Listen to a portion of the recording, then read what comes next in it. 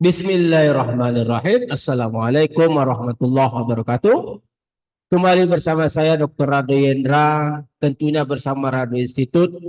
Kita terus mengisi dunia maya dengan berbagai literasi digital tentang Tridharma perguruan tinggi. Suatu model peluang baru kita dapatkan pada suatu riset artikel yang terbit di tahun 2025 dengan nama Modified Disk Power Lomax Distribution. Jadi kalau mau kita lihat riset artikelnya, suatu model peluang 4 parameter, oke, seperti pada riset artikel yang kita buat ini, yang kita buka ini, terbit di suatu jurnal, Journal of Radiation Research and Applied Science tahun 2025. Di sini ada suatu model peluang namanya Modified Disk Power Lomax. Sudah kita bahas sebelumnya. Silakan nanti cek di Rado Institute. Oke. Nah, model fungsi densitas peluang ini itu diberikan seperti pada persamaan 11. Ini fungsi densitas. Persamaan 10 itu adalah kumulatifnya. Oke. Persamaan 11 adalah fungsi densitasnya. Persamaan 10 adalah kumulatifnya. Nah, fungsi ini akan kita lakukan estimasi parameter dengan menggunakan Bayesian MCMC. Bayesian Markov Chain Monte Carlo terhadap data yang diberikan data set 2 yaitu 100 data waktu tunggu dalam suatu bank dalam satuan menit. Jadi ada 100 orang akan dihitung waktu tunggunya dalam menit seperti yang diberikan pada data set 2. Data ini akan kita gunakan untuk memodelkan dengan menggunakan Modified Disk Power Lomax Distribution, tentunya dengan menggunakan Bayesian MCMC. Oke, kita coba lihat R kita. Kita coba cek R kita untuk Bayesian MCMC. Nah, ini R kita. Seperti biasa ini adalah data set 2. Kita coba lihat buka data set 2 kita. Data set 2 X kecil, caps lock X. Datanya juga kita rubah ke dalam Z karena kita sering menggunakan Z untuk Bayesian X. Oke. Setelah data kita peroleh, lalu kita coba jalankan program likelihood. Ini program likelihood namanya. Oke, sampai di sini program likelihood. Likelihood itu perkalian dari RR. RR itu nih fungsi densitasnya. Jadi fungsi densitas untuk modified Disk Power Lomax itu seperti yang saya sorot pada yang berwarna biru. Nah, itu dia fungsi densitasnya. Oke, 4 parameter, ada parameter U, ada T, ada E, ada EA. Nah, kita jalankan likelihood-nya, likelihood. Oke. Likelihood-nya jalan. Lalu setelah likelihood kita peroleh, kita jalankan pula proses Markov Chain Monte Carlo. Kita lakukan pembakaran sebanyak 50.000 kali dengan nilai awal parameter 1 atau U1,1, parameter 2 atau T1, parameter 3 atau E0,1 dan parameter 4 TA 0,1.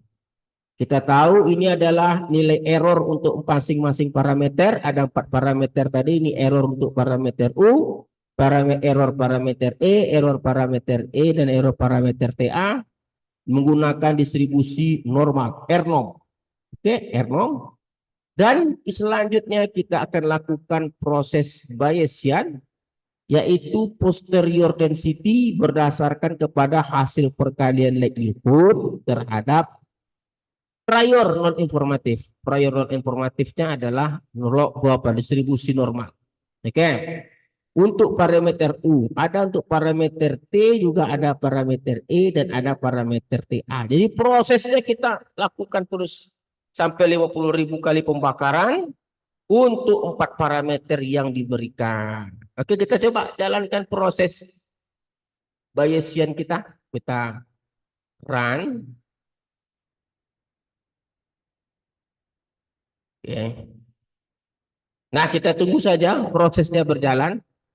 Karena seperti biasa kita tahu bahwa Bayesian ini memerlukan waktu untuk melakukan burning atau pembakaran sebanyak 50.000 kali untuk parameter-parameter yang kita gunakan. Ada 4 parameter.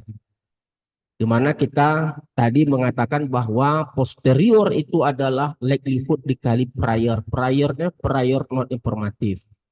Sedangkan likelihoodnya adalah likelihood fungsi densitas. Yaitu dalam hal ini modified is power Lomax distribution. Kita lakukan pembakaran sebanyak 50.000 kali dan kita biarkan saja proses itu bekerja. Hasilnya akan semakin baik tentu jika menggunakan semakin banyak pembakaran, tapi itu juga tergantung fasilitas atau kemampuan dari laptop atau komputer. Semakin baik komputer, semakin baik, semakin cepat hasil pembakaran. Semakin jadul atau semakin berkurang memori laptop atau komputer, maka proses pembakaran juga akan semakin lama. Jadi tergantung fasilitas. Oke, disitulah kekurangan dari Bayesian, walaupun kelebihannya tidak memerlukan tingkat matematik yang tinggi, berbeda dengan maksimum likelihood. Oke, kita coba biarkan saja dia berjalan sendiri.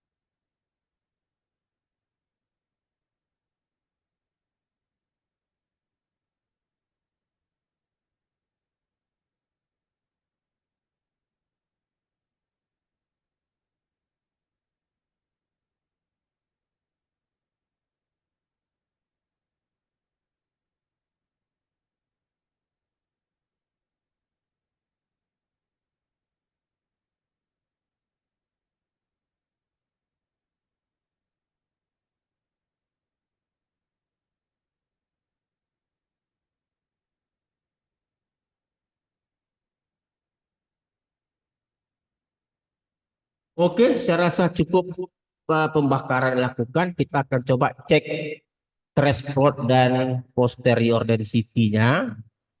Oke, kita coba lihat threshold dan posterior density. Oke, ini cukup bagus ya. Ini adalah sebelah kanan kita lihat ada beberapa, kita lihat ada threshold untuk parameter theta, parameter delta, eta dan kappa. Di sebelah kanan ada posteriornya. Jadi kalau kita lihat threshold yang dihasilkan sangat baik sekali. Mungkin telah cukup lah, ada 4 parameter di sini juga kita lihat. Di sini posterior juga ada parameter theta, ada delta, ada eta, ada kappa. Ini adalah parameter-parameter yang dihasilkan oleh proses Markov chain Monte Carlo. Nah, untuk mewakili satu nilai parameter ini kita akan gunakan nilai median untuk setiap parameter yang digunakan. Di mana theta kita ambil median U, delta median T, dan eta median E, kappa median T kita run. Oke, lalu kita coba lihat hasilnya masing-masing. Kita lihat berapa theta. Tetanya kita enter saja. Theta misalnya 1,8, delta parameter 2 8,4 sedangkan eta 0,3 kappa. Parameter keempat 0,9. Kita telah berhasil mengestimasi parameter, tentu kita akan uji kebaikan model dengan menggunakan density plot dan tentu dengan menggunakan kumulatif plot juga. Oke, kita coba jalankan hal yang kita perlukan, kita runkan saja. Oke. Lalu parameter fungsi densitas, fungsi kumulatif kita runkan. Ini fungsi densitas dari modified case power Lomak, ini kumulatifnya. Lalu kita coba bandingkan antara density plot dan kumulatif plot. Satu density, yang satu kumulatif. Density berpasangan dengan histogram, sedangkan kumulatif dengan kumulatif hampiran. Oke, kita coba jalankan. Oke, kita lihat hasilnya. Oke, kita lihat. Nah, ini dia, kita lihat. Oh, ini yang warna merah ini kita ganti. Tunggu dulu, kita ganti yang merah ini dengan ini red, ini green. Oke, seharusnya ini green. Green. Oke, kita coba runkan sekali lagi.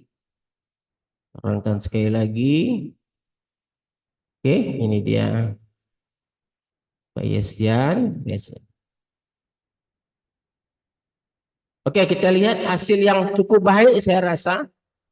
Di mana fungsi densitas yang dihasilkan dengan menggunakan estimasi parameter Bayesian MCMC dapat menangkap dengan baik histogram yang ada, dan juga kumulatif hampiran yang putus-putus warna hijau juga dapat ditangkap dengan baik. Meskipun hasilnya saya rasa dari pertemuan-pertemuan sebelumnya kita yakin bahwa optim lebih baik daripada optim atau adequacy model tentu lebih baik daripada Bayesian yang ada. Tapi secara teoretikal kita mampu untuk memberikan suatu novelty pada kajian ini adalah dengan coba mengungkap peranan Bayesian Markov-Chain Monte Carlo dalam mengestimasi parameter fungsi densitas peluang yang kita bahas pada saat ini. Oke, saya rasa apa yang kita bahas pada saat ini cukup menarik. Jumpa lagi pada sesi berikutnya. Radu Situt dan Raya Doyendra undur diri. Assalamualaikum warahmatullahi wabarakatuh.